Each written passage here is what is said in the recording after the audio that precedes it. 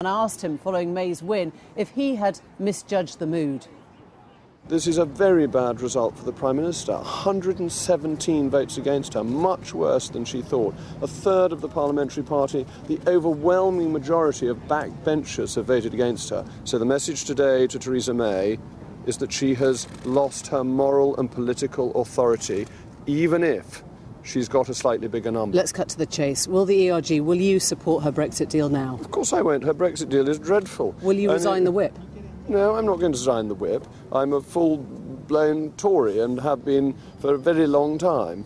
Because the point is, at the moment, I don't know whether you or the ERG have underestimated the anger in the country right now that this is self-indulgent, selfish and rather juvenile at a time when the country has the biggest political decision to make on its hands. The whole issue is that the Prime Minister has not done what she said she would do in the Conservative Party manifesto and a number of her speeches. The Prime Minister said we would leave the customs union in the manifesto, and under her deal we don't leave the customs union. Two-thirds of her party agree with her being in charge and her direction. This is a very bad result for her. More than half the non-payroll, more than half the people not in receipt of the Queen's shilling have voted against her.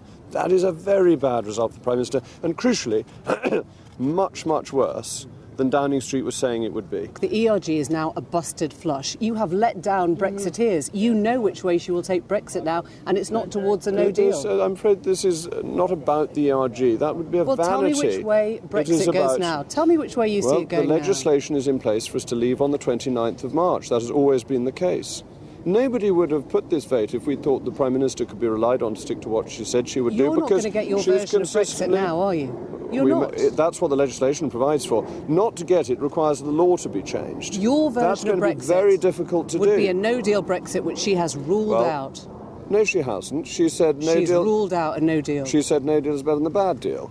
Is that another of... She didn't say that in PMQs today. She made it very clear that she would not accept a no deal. Are you saying the Prime Minister is breaking her promises? Are you saying that she's not sticking rigorously to the truth? I rely on the Prime Minister to be honest and upfront and upright, and when she says no deal is better than a bad deal, to mean it. And that's what we've legislated for.